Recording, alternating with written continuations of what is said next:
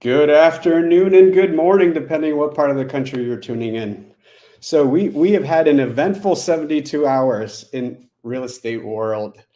Lots of misinformation by the mainstream media that is disappointing, but this is why we're here. We're here to educate, empower. We have a noble profession. We help between 4 to 7 million families find their place to put their head at night. And we are that Sherpa that guides them through this process, and that's not going to change. The rules of engagement might change a little bit, but that's why we're here. We're going to unpack all of this for you, and then at the end, we'll give you the tools on how to move forward. So I have Holly here, who's the VP of Operations and someone I have the pleasure of working with every day. And I want her to introduce herself and talk about the background, because the one thing I want to make sure you guys understand is Holly and I are one of you. This is how we fed our families. We've been at the kitchen table. We've been in the car. And so all these changes are very personal to us, and that's why we're excited to share with you. So Holly, why don't you kick them off with a little bit about you? Thanks, Leo. Well, good afternoon. Good morning, everyone. My name is Holly Mabry, and VP for Brokerage Ops at EXP. But more than anything, I've been in the business since 1998. I skin my teeth on working with buyers every day, and then working with sellers and sitting at their table and helping them plan for next, those strategies around what that looks like. I've helped co-run a team. I've worked in the REO market and short sales and foreclosures. Gosh, then I've been a designated broker. I've had my broker's license in Arizona since 2001, and I've been an instructor nationally, served as state president, and I am really excited to help guide and be with you all as we go to next, because this is the coolest opportunity to really take care of our buyers and sellers at the next level.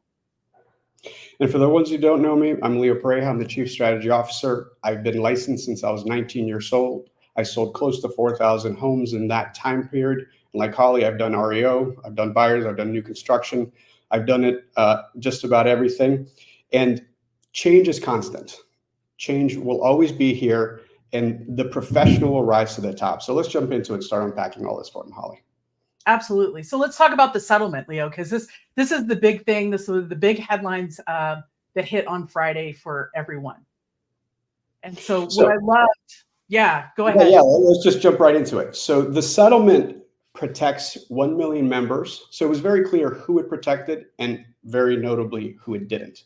So the folks not protected are the Home Services of America related companies. We are not part of that. So you as individual agents are actually released from the settlement.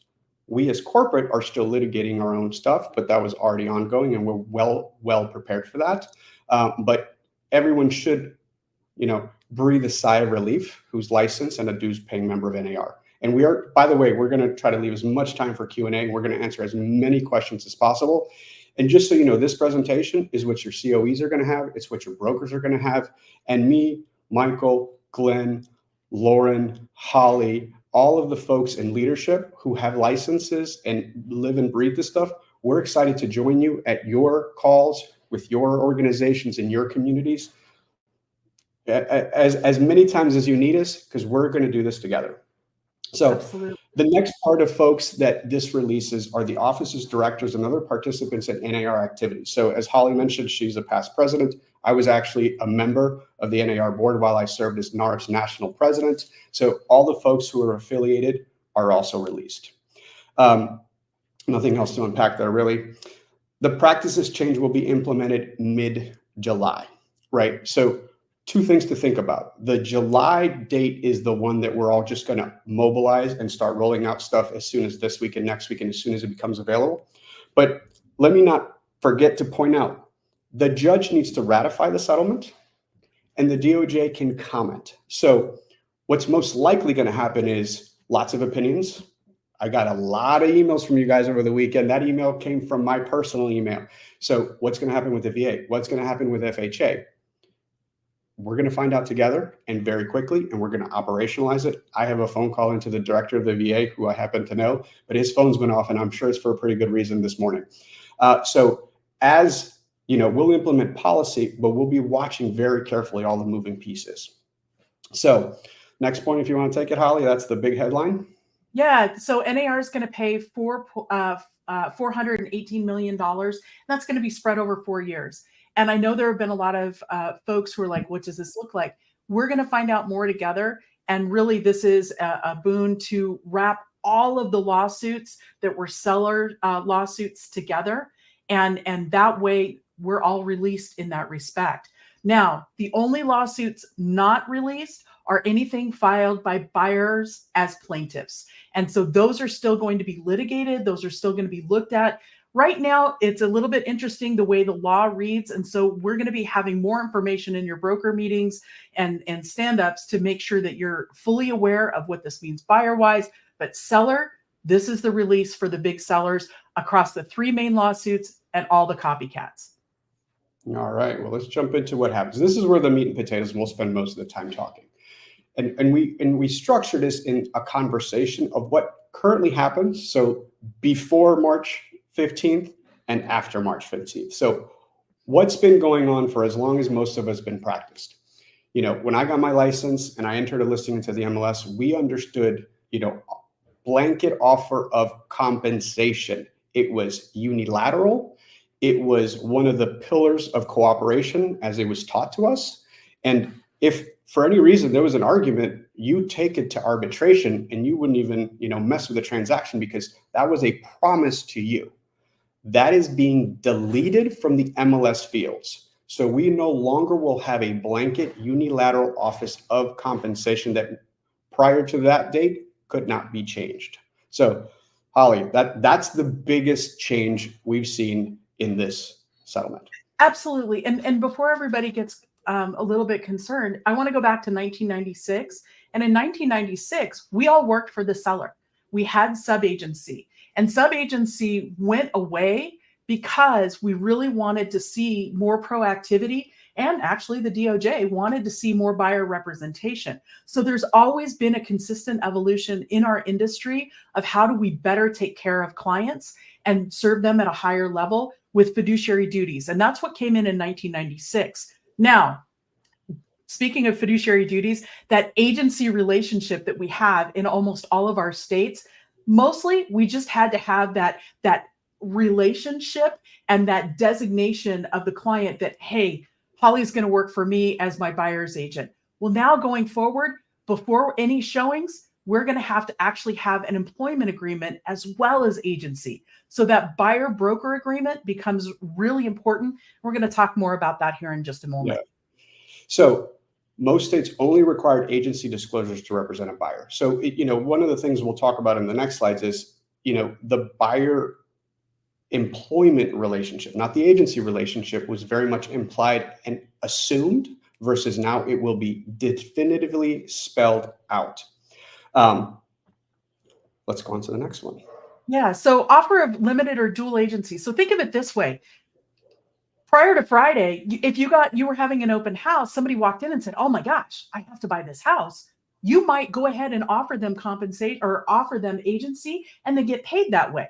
Going forward, we may be looking at how we do open houses differently and offer representation to a buyer. Also, sign calls as a listing agent. I may strategize slightly differently how I'm going to service my sellers in making sure their property is available. But am I going to represent that buyer? Is it only going to be a one-time? So there's lots of opportunities in discussion in how we move forward. And I'm really excited because now we get to go deeper in what that looks like on behalf of the client, what my fee for service is going to be, and what I'm willing to do for just anybody off the street versus somebody I've been in a long-term relationship with, like my seller. Absolutely. And again, this is news to all of us. And Holly and I have already discussed the buyer representation agreements we're going to be creating and rolling out to you guys in a matter of weeks. And there'll probably be variations, right? If that sign call comes in and it's that one property for that one day, it could be a very limited engagement. So it's non-confrontational, like a first date, right? And then once you've had that opportunity to show your value, to meet with them, to do your buyer presentation, to explain the services they'd engage in, they could enter a more longer term exclusive one if that's what you choose to do. I think that's what's so exciting is previously We maybe didn't get to explain what we did in the transaction or how we would take care of a client. And that was pre-Friday. What I love is where we're headed. And let's take a look at these, because updated and our practices moving forward. Some of these you may want to start to embrace or think about in your business today, but some of them will not be enacted until after the judge ratifies and the DOJ has commented and in place into July. So first and foremost, there will be no offer of compensation in the multiple listing service come mid-July.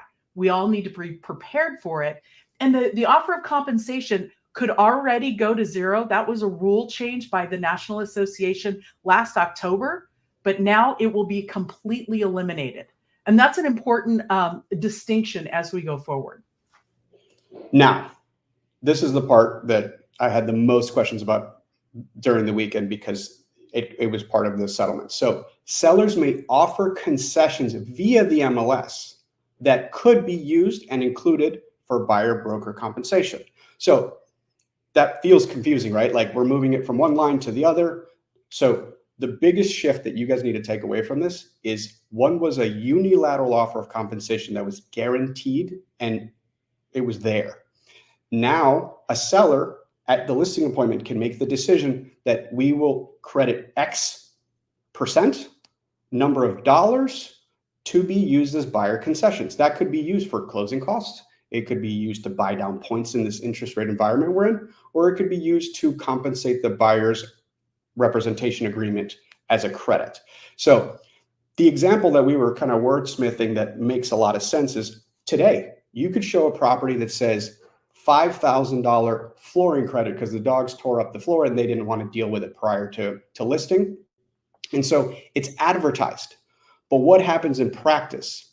If the agent writes up that offer and does not ask for that $5,000 credit and that contract gets ratified, in the world of real estate, we operate by what's called statute of frauds. It's a very specific definition for real estate contracts, where in the greater society in the US, there are many states and many forms of oral agreements that are enforceable.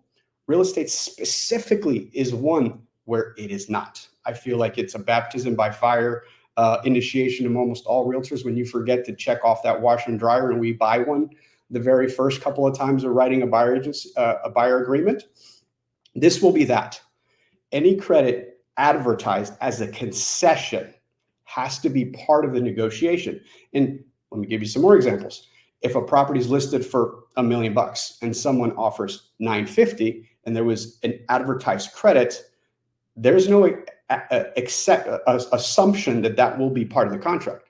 In the current form of the world, if it's marketed at $1 million and you offer $950 and they offer compensation is 2.5, 2.753, whatever it is, that percentage is tied to that contract and it can't be negotiated. That's the crux of what they're trying to get at here. So must be passed into the contract, must be subject to open negotiations. So think about that. Any credit that will be used for the buyer commission can be pen stroked and negotiated back and forth. And this is another huge one. The buyer agent may not be paid more than the pre-negotiated amount of the buyer broker agreement. So if your buyer broker agreement said 2.5 and the seller was advertising 3, you may not receive more than that number. That is a very, very big distinction. Sorry. And it's really important. No, not at all. I think what becomes so important here is setting your value up front. If you go in and say, hey, I'm only going to get paid $1 and suddenly there's $10,000 on the line, guess what you're walking away with? $1. So that's why right now, as we prepare for July, we're going to be working with you and for you in building out better buyer broker presentations. We're going to be upgrading the buyer broker agreement so you've got quick use of that from EXP. And also, we're going to be looking at other shareables so you can educate clients that maybe haven't met you yet and maybe want to work for you or with you. And so those are opportunities. Now, this is the other key thing. And this is already a rule, but there was a huge distinction that came across in the settlement as proposed. Right now, I can't advertise my services for free. That's already been a rule. But the key change there is a lot of buyers agents said, hey, I'll work for free, knowing they got paid by the seller. That's no longer the case. You cannot get compensation from anywhere if you've advertised for free. So as you look at your marketing, as you look at your listing presentation, your buyer presentation, what you do if a seller then becomes a buyer, all of those fees for service that you have as part of your business plan, it's a good time to take a look at them and what is next for you. So the one that Holly just touched on is really important because, it was a rule already, but I think a lot of conversations or implied representations were made of, don't worry about it. You don't have to pay out of pocket. I'm taken care of, right? That single statement is no longer valid because it's tied to the next one. A buyer broker has to negotiate the service fee prior to the showing of the property, right? That's the biggest distinction. We have a sentence for you a little further down of how you need to think about this and always remember it. But, I was on the phone with Holly and Jim Bramble, our general counsel, and several outside lawyers all over the weekend because, the other thing, we will see the final versions as this progresses. But my agent hat came on. I said, what if I said, okay, you guarantee me a $5,000 retainer, but if I can negotiate up to 3%, I get the difference? No, you can't do that. There is no whatever the seller is willing to pay. The fee has to be agreed upon. But the question I asked directly to several attorneys was, if I agreed to, let's say, 2.5, and there are concessions for closing costs and credits for a washer dryer or any of those things, may I reduce my agreed upon fee? And the answer is yes. You can go down on your fee. You just can't go up on your fee. So remember that. And then when you start to look at the unilateral offer of compensation, this is where your listing agent hat needs to come on, and you're having great conversations with your sellers as these new rules go into effect. Basically, when you look at this, the unilateral offer of compensation is going to go away. Sellers may negotiate buyer to buyer. So for instance, if I'm a listing agent and I've got Leo on the other side and I have such a great relationship with Leo, I know that he closes more deals than anybody else in our market as a buyer's agent. And when I get an offer, we are most likely to close. The seller may say, hey, this agent in concessions is asking for X amount that's higher than what we just agreed upon for somebody who was not as reputable, maybe had more challenges. Should we give them the higher?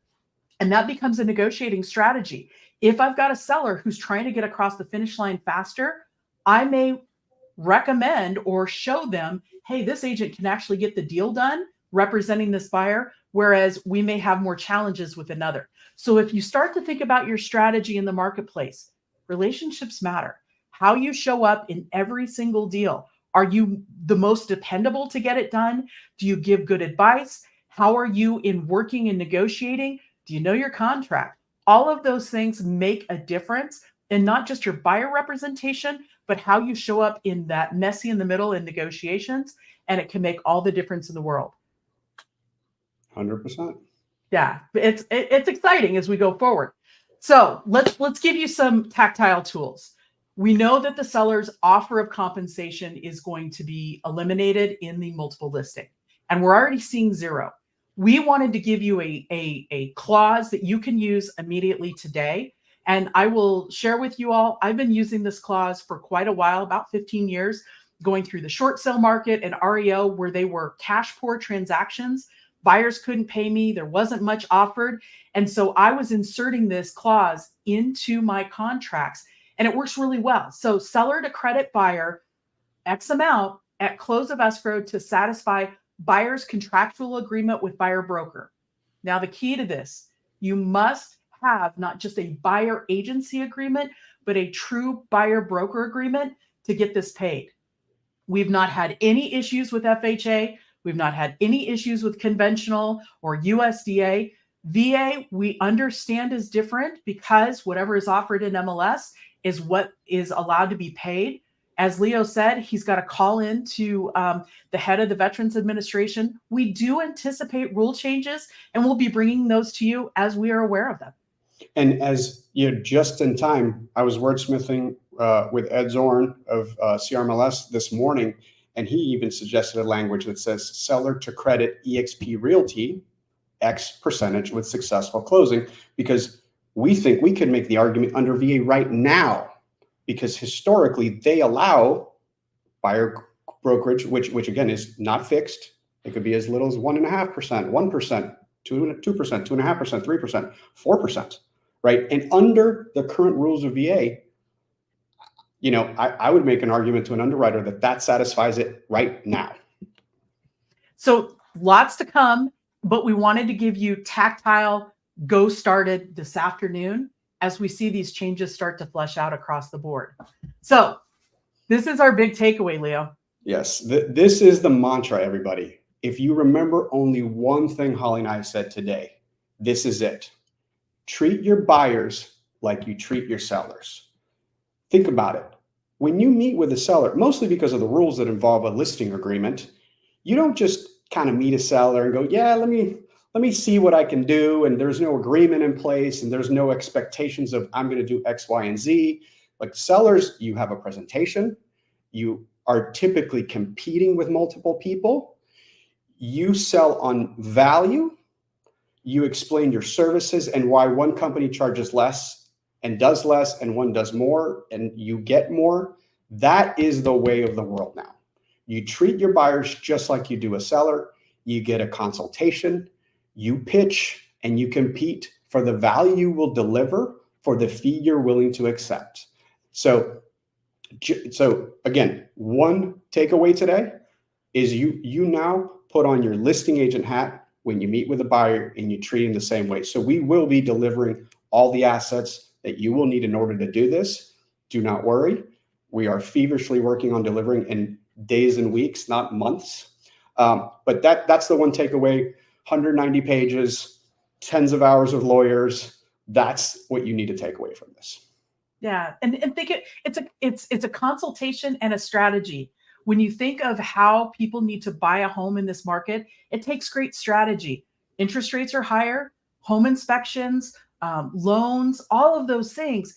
How are people going to buy? So why not strategize with that buyer? They need your help more than ever. And quite frankly, so does the seller. So this is a great opportunity to step forward and embrace what's next. So we wanted to give you some takeaways. What can you do today? And let's start with working with sellers, Leo. Yeah, so this is going to happen today. I opened up by saying I'm actually super disappointed with the amount of clickbait nonsense headlines. The death of the 6%. First of all, the average commission in this country has been 5% for the last couple of years, so not even close to 6%.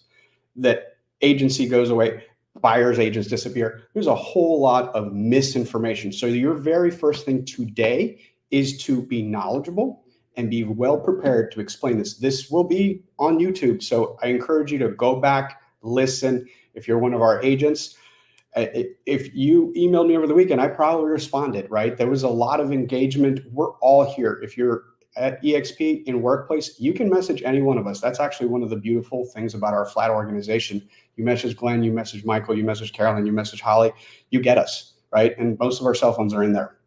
So this is what needs to happen today. You need to combat the misinformation that's out there. How does compensation work to a buyer broker? So the very first thing I would do on a listing appointment, I've already had agents call me over the weekend to say, I'm going on a listing presentation, or I took a listing last week and the sellers are saying, I'm not paying that. CNN said I don't have to pay that anymore. So information is king and you guys need to be able to articulate it. So the first thing, explain the unilateral offer of compensation that currently exists. And if you were to take a listing today and they don't want to offer it, you just put in 0, which according to NAR, that it's already in effect. And we can operate with the rules of July today if your seller chooses to. Do not lose a piece of business because they were misinformed. You are empowered and have all the tools you need to operate as if. And I think the biggest thing there, right? Like if you're going to meet with the seller this afternoon, take the EXP rider to the listing addendum, whatever your local listing employment agreement is, in SkySlope, under SkySlope forms, is the EXP rider that already breaks out and gives the seller that opportunity. Hey, do we want to offer buyer compensation? And we've had that for you for gosh, since October. And we're really excited to make sure that we're having these better conversations to put out there. And now going forward, buyers will get to determine, hey, do I want to hire somebody? And if I do, what am I willing to pay them? When you start to sit down with the seller this afternoon, go through what does it look like in today's market? Are we going to offer compensation? Pull comps in the surrounding area. What is being offered? Does your seller want to compete at that level? Do they want to take a price reduction? It's kind of like, hey, am I going to paint the house and upgrade the flooring and the countertops? Or am I going to take a haircut and not worry about doing those upgrades? Those are all part of your strategies when you think about what's going on in the marketplace, what is important to your seller. It's really critical that we have open conversations with what's next. Yeah, so Holly touched on something. There's going to be a transition, guys. There's going to be a moment in time where the comps the listing agent used to set that price had an offer of compensation. And I would encourage you, when writing an offer, to show that. Be like, hey, you set it at $1 million or $500,000, and all those were paying an average of 2.5%, and you're not offering one. If it's not part of the concessions, you need to make an adjustment for that unilateral offer of compensation. One of the interesting things of the data is that almost all MLSs going back 90 days, because we have access to nationwide, show that at least 50% of sellers offered concessions across the board. Now, what they used them for varied. It could be a repair credit. It could be closing cost assistance. It could be buy down rates. When the rates spiked up to 8%, we saw a lot of buy down credits. But this is part of the conversation. And then concessions should be part of the pricing conversation going forward. Just like I said, you touched on it with the comps, but you need to educate your seller now, right? Just how that misinformation said this doesn't exist, it's going to happen. Absolutely. And I think also when you're having conversations with your seller this afternoon, talk about what you're willing to do as far as does your state provide for dual agency? If I get a sign call, do you want me to go out and show to that potential buyer, or should it go to another agent? Or these are conversations we should already be having with our sellers and buyers, but now the emphasis is just a little bit higher and we get to take it to the next level. That's a wonderful opportunity.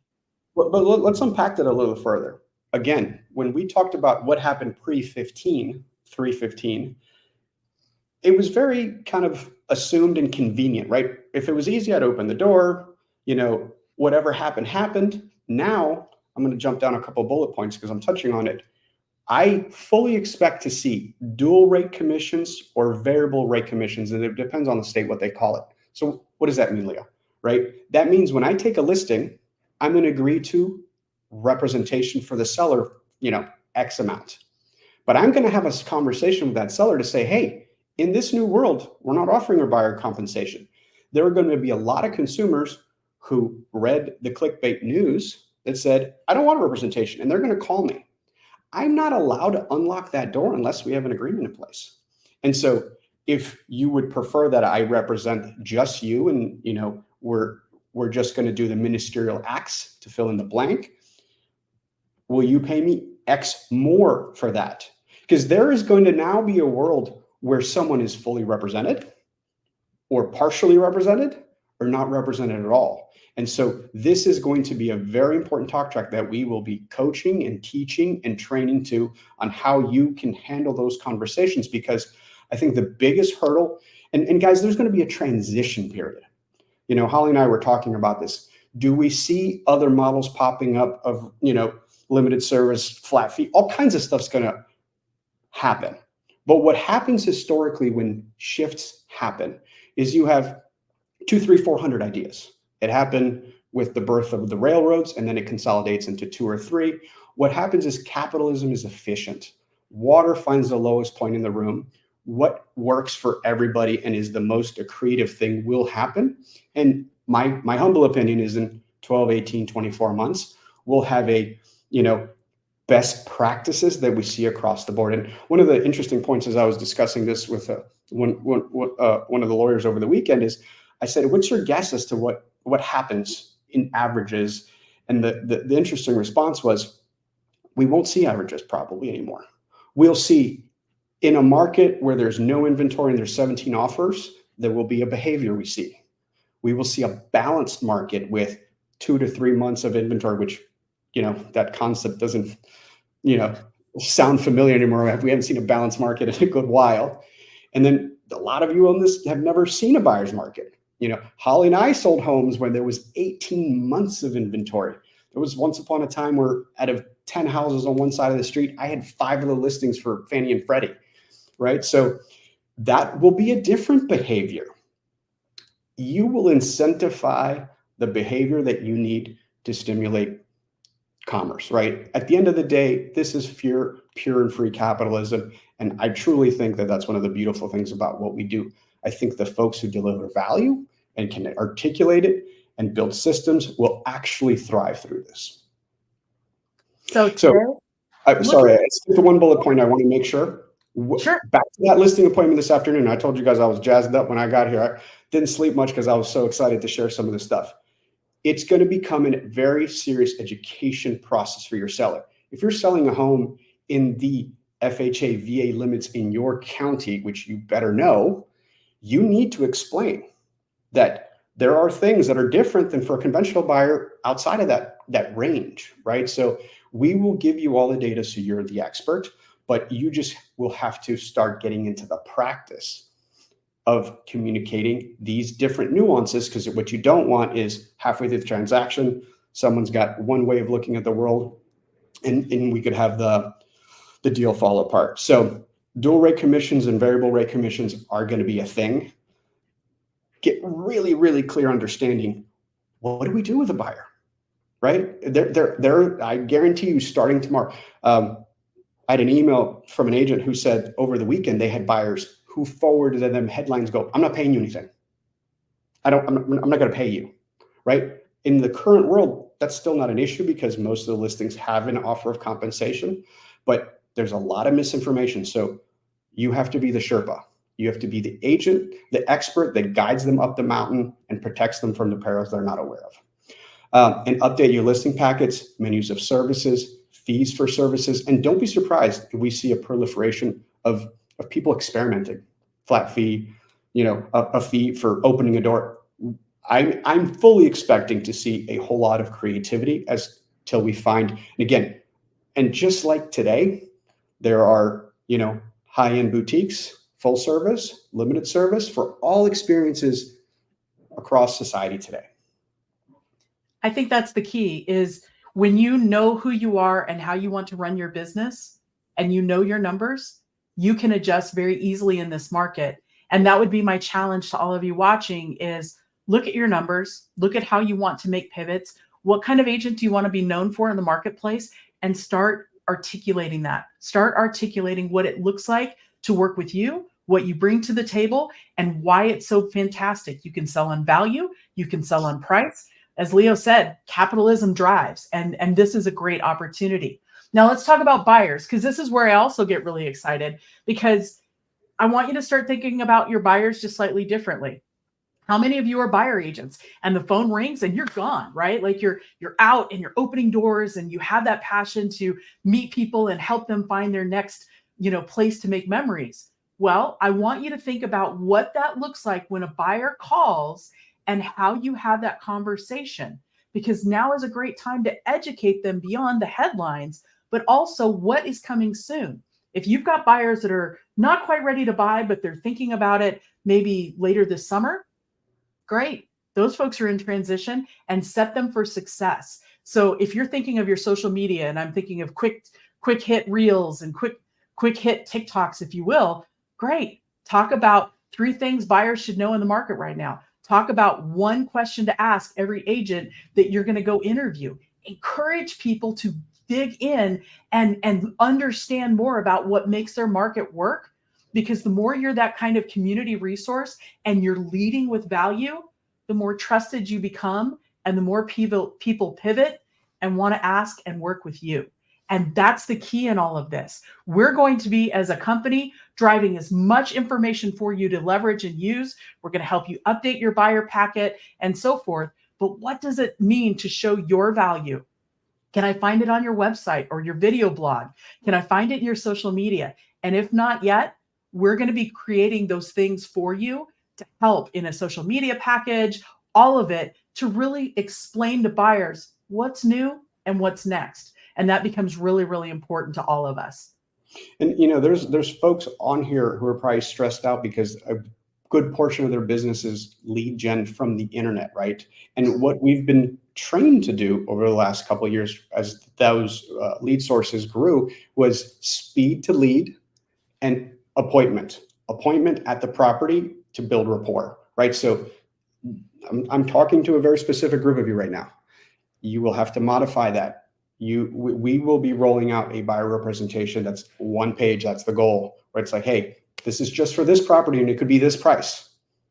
But if we get to a consultation and we go have a cup of coffee and I get to do the full presentation, it could be something else. One could lead to the other. And again, we will see the most creative, smartest folks. One of the things that I talk about anytime I'm in front of you guys, we are the #1 company by agent count, but more importantly, we're the #1 company by transaction count. No other company in this country serves more families than we do. And so we have the opportunity to continue to serve as many families as we do. And the folks who are most educated and can be the calming voice through all this will win.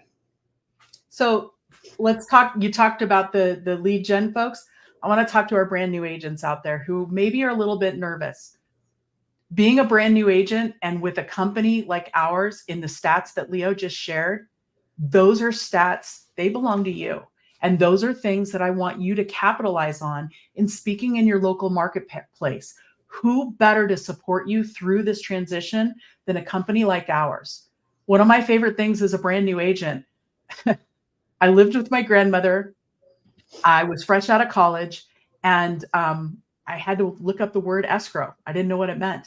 And so as a result, it was like, how do I do this? Well, that year I sold more homes. I was one of the top people in my company, my little office, because what I did is I turned around and I said, all of these people, and I added up, how many people had been in the business for a while. All of these people are behind me and helping me go forward.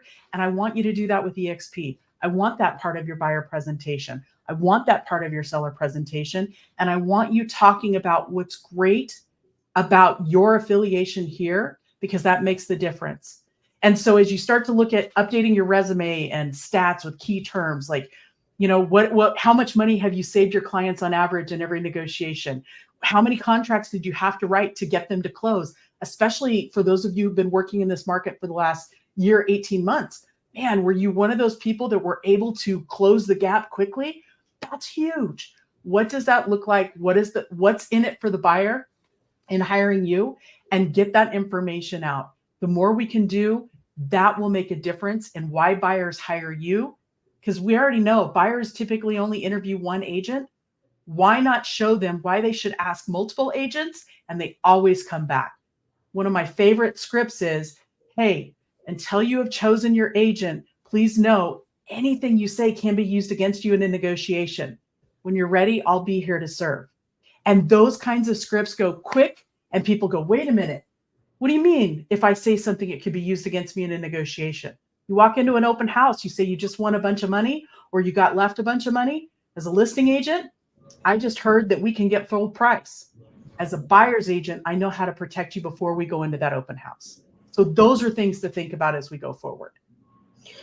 Holly, let's jump into what happens next. I want to leave at least 5 or 10 minutes for Q&A. Yep, absolutely. So what happens next? Updates to your realtor forms locally are coming fast and furious. Updates to your MLS rules and forms are coming fast and furious. So, we have a reputation for not reading all of our emails because we're all out in the field. Read everything your association sends you, your MLS sends you, and please, that we send you. We fully expect updates to FHA and VA borrowers as they will be impacted.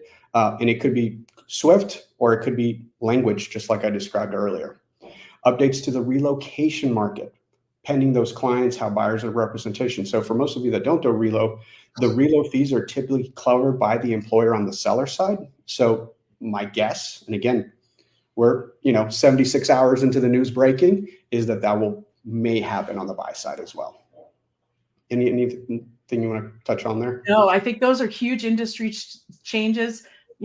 We'll be watching and educating, but let's talk about what you can expect from EXP.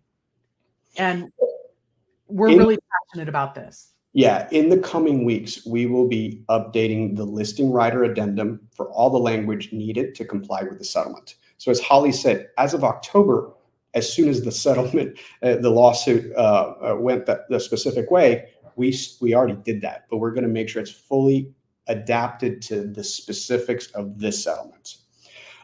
We will be creating the buyer broker agreements. We will creating multiple flavors of them because we are now in a brave new world that will mirror a lot of the listing world. So, most of us operate with exclusive listing agreements, but there's open listing agreements. And I know several of you that use them very expertly in the investor range and the cash buyer range. So we will be mirroring that in the buyer community as soon as possible. Updates to the EXP Marketing Center. We will be giving you the buyer kit, verbalizing the value proposition. And as Holly said, now more than ever, use our numbers as a huge strength for you new agents. I got emails from you guys who said, hey, I'm only 2 years in the business. I am terrified right now. I'm not sure how I'm going to feed my family. We got you. We are built for this. We are prepared for this. And the same with the seller presentation. We're going to be doing updates to the seller presentation. You're going to see many of those things start to roll out as soon as later this week. But every week, if you tune into the Big Agent meeting on Friday mornings, we're going to be having updates of what has changed coming soon. Also, your state broker meetings, your state broker newsletters. We're going to be rolling out as much as we can to make you the most prepared agents in this space to take care of our clients at the highest level. All right. And this is where I get excited because, Leo, this has been a passion for you to think ahead. And now here we are, and we're going forward even faster. Yeah. So this is something I've obsessed with since June of 22, right? The second I saw this trial not get dismissed, I knew we needed additional tools in our tool belt. And we want to provide you as many possible ways to create inventory and serve the sellers the way they want to be served and met.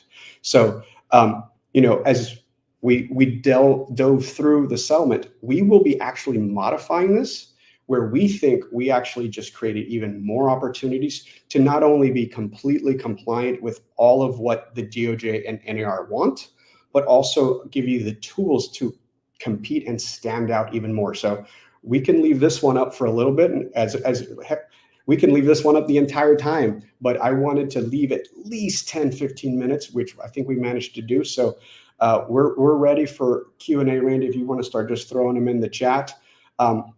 I'll just jump right into the elephant in the room, which was the number one question I got via email over the weekend, which is, are we leaving NAR? Can I leave NAR?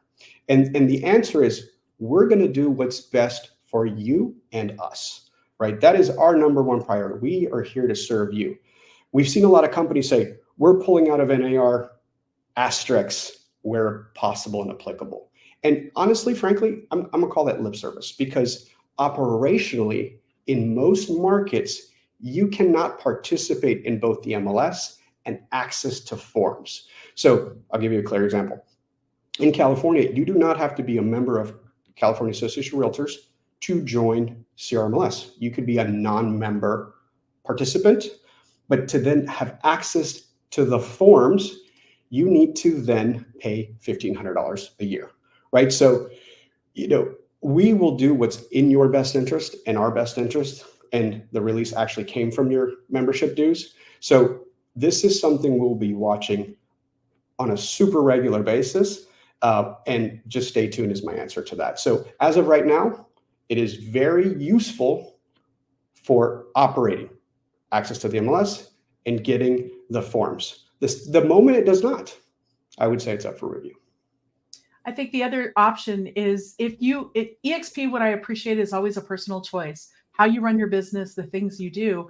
And so if you feel passionately about not wanting to be a member of the National Association, okay.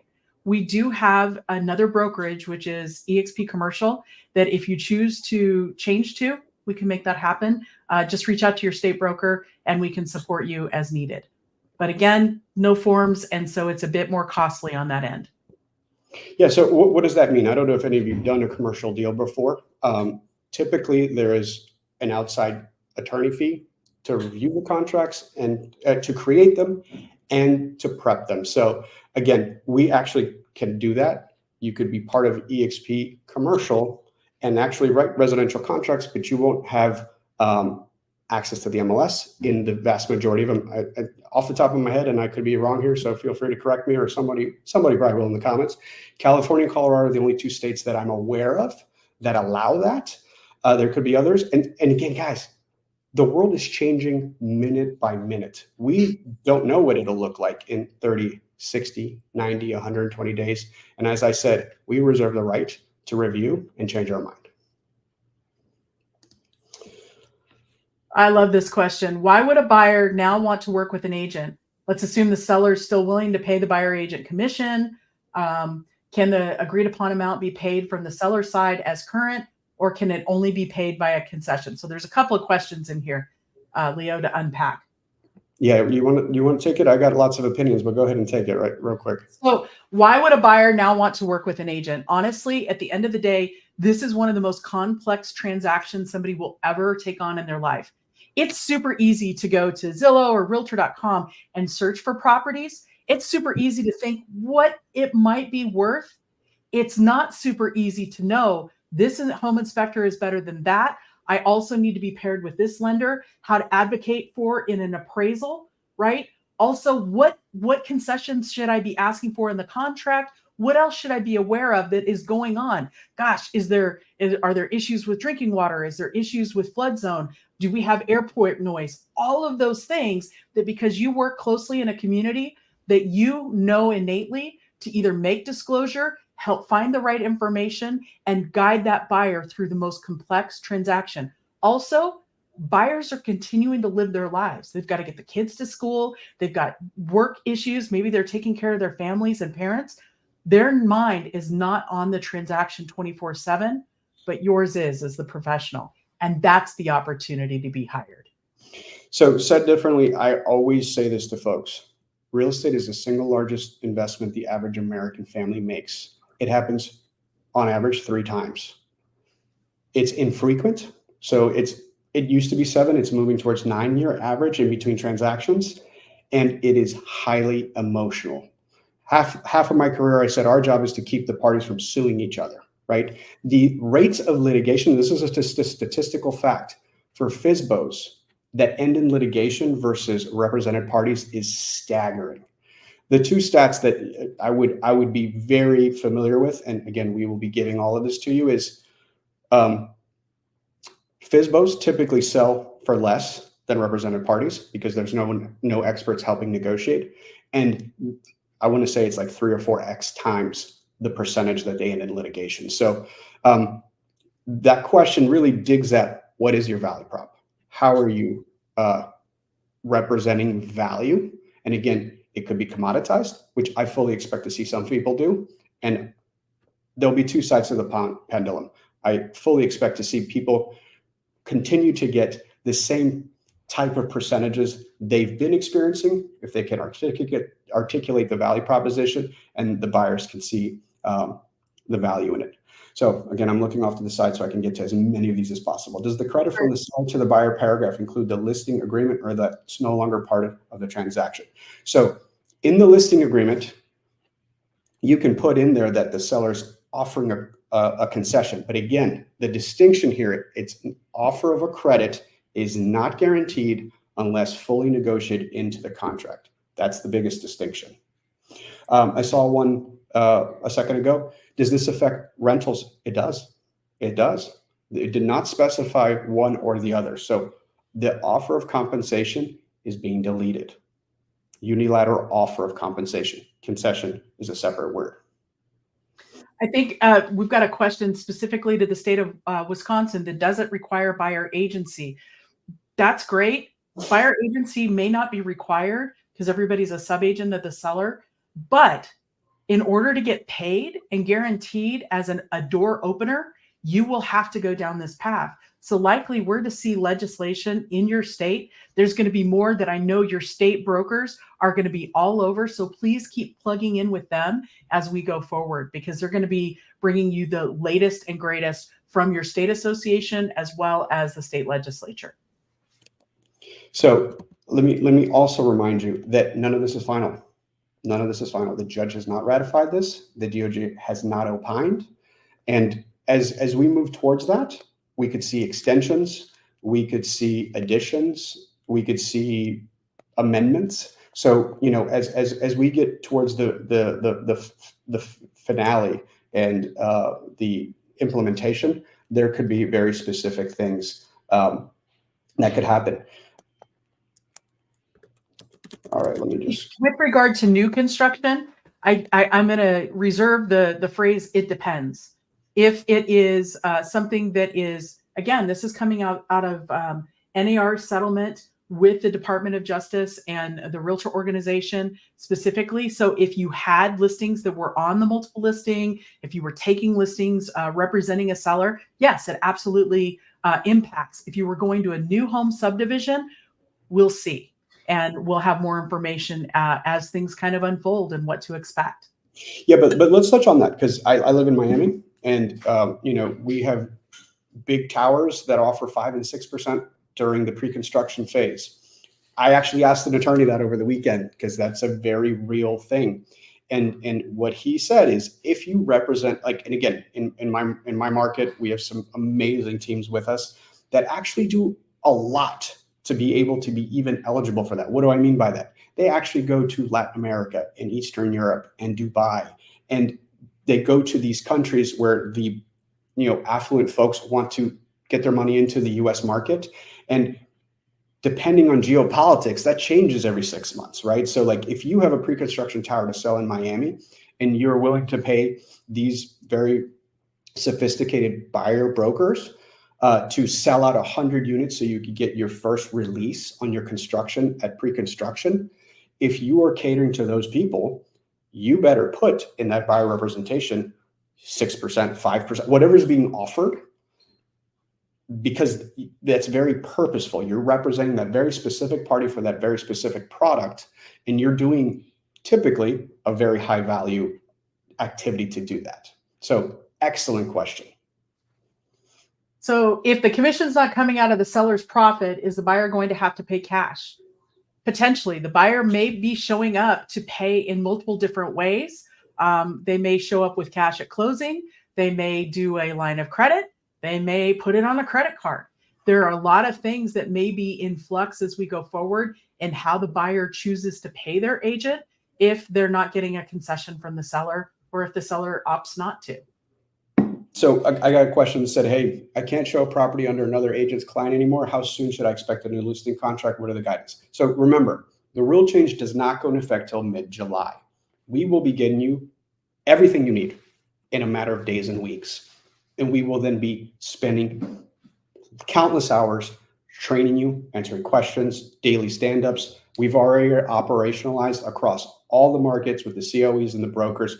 And Holly and I, Glenn, Michael, I'm, you know, volunteering everyone to be there to answer these questions, because don't forget this part. We're all in this at the exact same time. There is not a single competitor that has more information than you do right now. We all found out about it at the exact same time.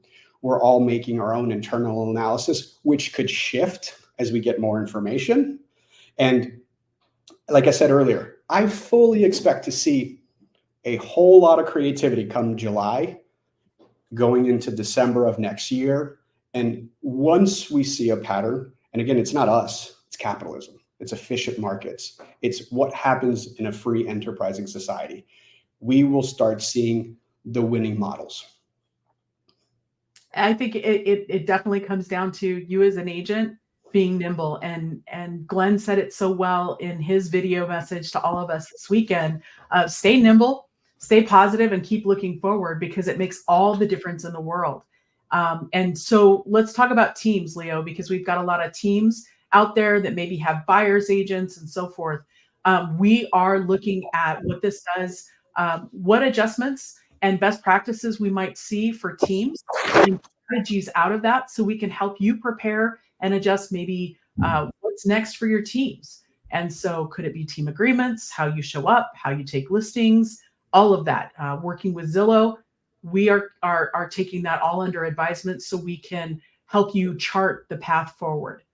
And let me address the buyer referrals from internet companies, right? Because and Holly and I are the ones who sign those and review those. So the way your current agreements are is they get a referral fee on whatever buyer broker commission is earned. So by the current agreements that are in place, nothing changes. Nothing changes. Whatever you manage to negotiate, up or down, is what they participate in. So, you can take a deep breath because actually we don't have to put any more paperwork. And guess what? I was on the phone with all of them this weekend too. So that's their expectation. As we get new information, we'll have new information and we will be nimble and adjust. But again, we're all making this, implementation and shift in real time. As we go forward, places for you to keep a watch. Definitely going to be the big agent meeting every Friday. Also, be watching your state newsletters and attending your state meetings.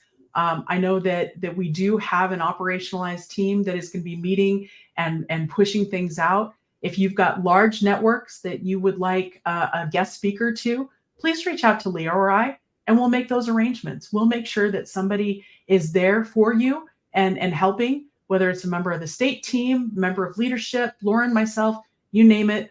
We want to help you be so successful as we take on the next few months together and we adjust to the changing currents and tides. Absolutely. So, the one thing I keep thinking about is it was perfectly okay to be afraid. We were confused. It was a shock to the system.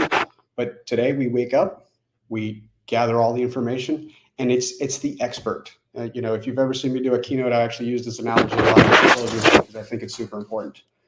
In today's internet society, which again is a direct parallel to the home buying process, every buyer can find something on the internet and look at the photos, just like I can get on YouTube and decide to train to climb Mount Everest.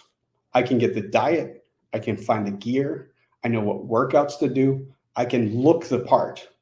But by the time I'm ready to ascend that mountain, I'm going to hire that local expert who's done it 500 times, who's going to carry my gear, is going to walk me to the path of, if you go left, you will die. If you go right, it's no big deal, right? When a storm is coming, I want that local expert to look and say, you know what? That's no big deal. Let's just set camp. Let's make a fire and wait it out. Or they go, you know what? That's actually a crack in the foundation and you're going to lose a lot of money. Let's back out of this deal and go home. Because I firmly believe that the experts who deliver value and true representation will never go away. So I think with that, we bid you adieu, and we will be talking to you a lot. We will be showing up everywhere. Be omni-channel with us. Read everything we put in Workplace. Please, please, please read all the emails we send you. Show up to your meetings. Show up to your community meetings. We will be everywhere. We are with you. Absolutely. And we'll see you on the road, the regional rallies. We'll be rolling out information for you there all this next month. Look forward to see you in a market near you. Take care, everybody. Take care.